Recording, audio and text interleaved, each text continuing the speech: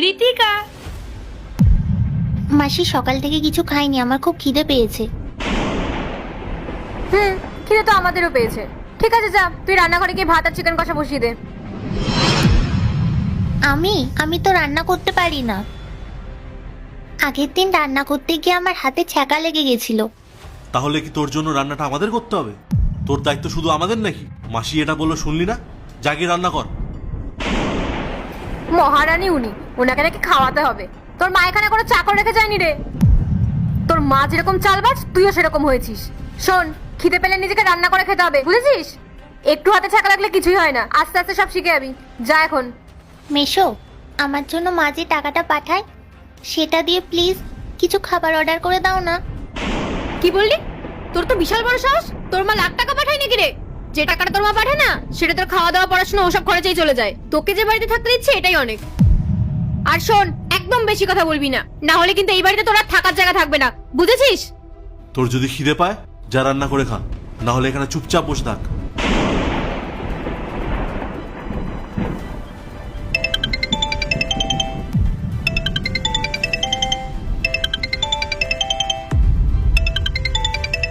আরে বাস, তোর মা ফোন করছে। শোন, একদম চুপচাপ থাকবি, কোনো কথা বলবি না। যা শিখিয়ে দেবো তাই বলবি। হ্যাঁ, হ্যালো দিদি, বল। শ্রেয়া, রিতিকা কি করছে রে? রিতিকা এই তো আমার পাশে বসে আছে। আরে ওকে ভাত খেতে দিয়েছিলাম, ও বললো ভাত খাবে না, চাউমিন খাবে। তাও আবার বড় রেস্টুরেন্ট থেকে অর্ডার দিতে হবে। তাই তোর মেশো বড় রেস্টুরেন্ট থেকে আবার অর্ডার দিয়েছে, সেটাই এখন খাচ্ছে। তুই কথা বলবি ওর সাথে? হ্যাঁ, দে ওকে একটু। হ্যাঁ মা, বলো। কি করছিস মা? এই তো মা, চাউমিন খাচ্ছি। তুই ভালো আছিস তো? তোর মেশো আর মাসি তোর খেয়াল রাখছে তো? হ্যাঁ মা, ওরা আমার খুব ভালোভাবে খেয়াল রাখে আর খুব ভালোবাসে। হ্যাঁ দিদি, বলছিলাম যে একটু বড় টিউশন টিচার পড়াতে আসবে। তুই বলেছিলিস না যে ওর পড়াশোনার দিকে একটু খেয়াল রাখতে, তাই একজন ভালো টিউশন টিচার রেখেছি।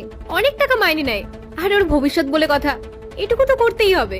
ঠিক আছে দিদি, রাখলাম। ওর পড়া শেষ হলে তারপর তোকে কল করছি, ঠিক আছে? দিদি, বলছিলাম যে ওর টিউশন ফিসটা অনেক তো, তাই তুমি পরের মাস থেকে ওই 30,000 টাকা করে পাঠিও।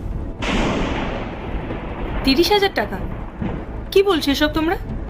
এত টাকা টিউশন ফিস? আসলে দিদি, ওকে বাড়িতে সে একা পড়ায় তো, আর খুব নাম করা শিক্ষক তো, তাই একটু ফিস তো বেশি নেবেই। তাছাড়া অনেকগুলো সাবজেক্ট আছে তো ওর। ঠিক আছে, তোর যদি অসুবিধা হয় তাহলে ওকে আমি নর্মাল টিচারের কাছে দিয়ে দেবো। পার্ট 2 দেখতে সাবস্ক্রাইব করো ভেলকু 78M।